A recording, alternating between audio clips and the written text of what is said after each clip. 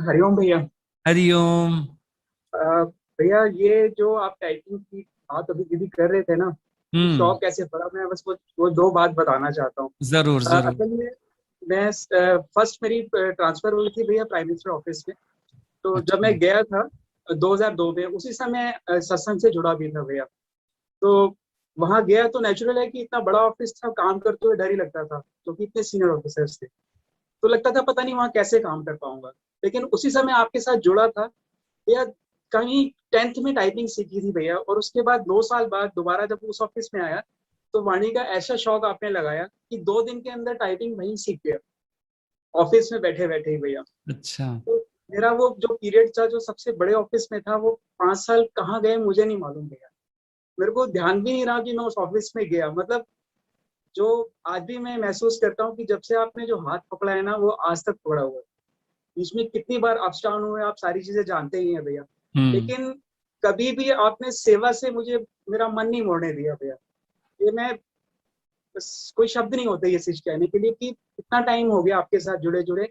कभी भी लगता भी है ना, अभी पीछे कुछ टाइम से तबीयत ठीक नहीं थी तो काम नहीं हो पा रहा था।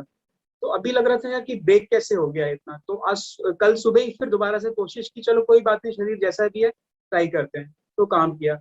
शाम को ही जो है फिर दीदी का फोन आ गया कि भाई ऐसे ऐसे आपको मीटिंग पे बैठना है।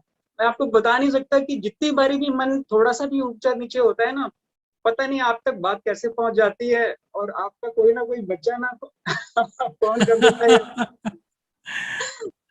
तो कभी भी ब्रेक नहीं लगने दिया आपने बेटा। ये सेवा आपने ऐसी दी कि मैं तो बस आपसे यही आशीर्वाद चाहता हूँ कि जीवन के आखिरी क्षण तक इस सेवा से जोड़ के रखना। वो तो तुम जुड़े ही हुए हो, कोई कहने बस। की बात ही नहीं है। तुम जुड़े ही हुए हो और हमको तो बहुत खुशी होती है।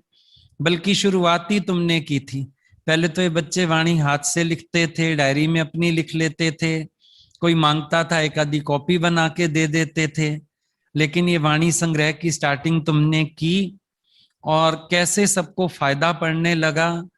सब लोग खुश होने लगे, सब मांगने लगे। कितने अच्छे अच्छे टाइटल्स तुम डाल देते थे।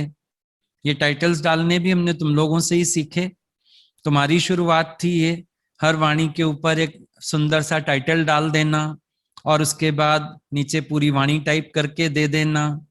कई बार कोई श्लोक होते थे, इंपॉर्टेंट लाइंस होती थी, अंडरलाइन कर देना। बहुत अच्छा तुमने काम को ऑर्गेनाइज वे से किया।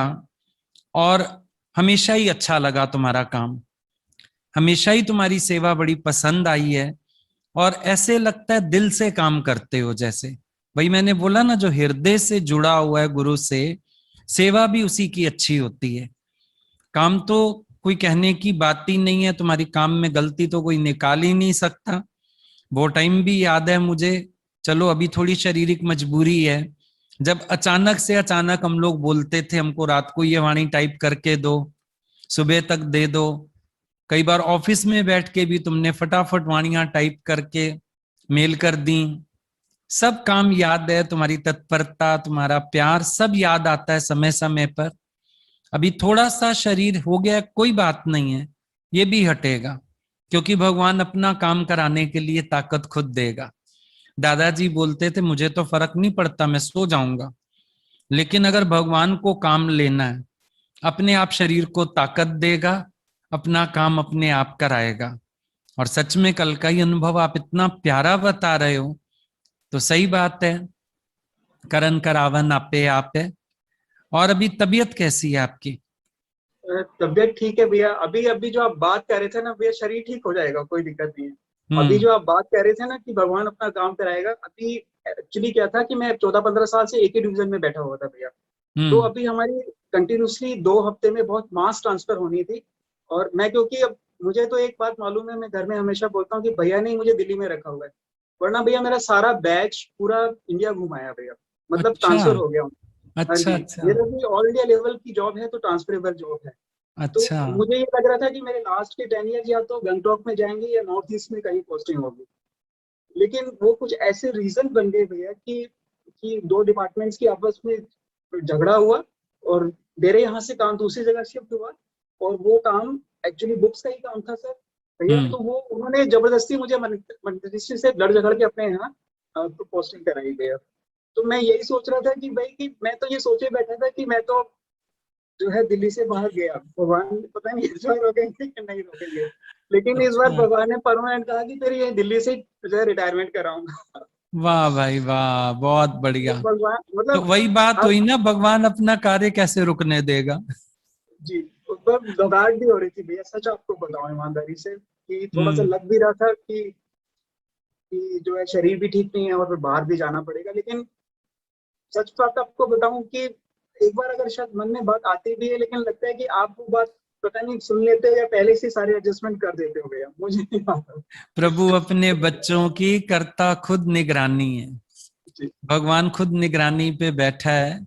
जिसके तुम बच्चे हो, जिसको तुम समर्पित हो, भगवान खुद तुम्हारी निगरानी कर रहा है।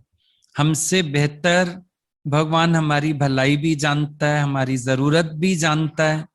इसीलिए तो मन बार बार बलिहार जाता है कि सही कह ऐसा रहे हैं। सतगुरु मिला, ऐसा भगवान मिला, जिसने सच में मुझे अंदर बाहर से संभाल रखा है। बहुत अच्छे, बहुत बढ़िया Shammi. Thank you so much, God bless you बेटे, खुश रहो। थैंक यू हाँ। भैया।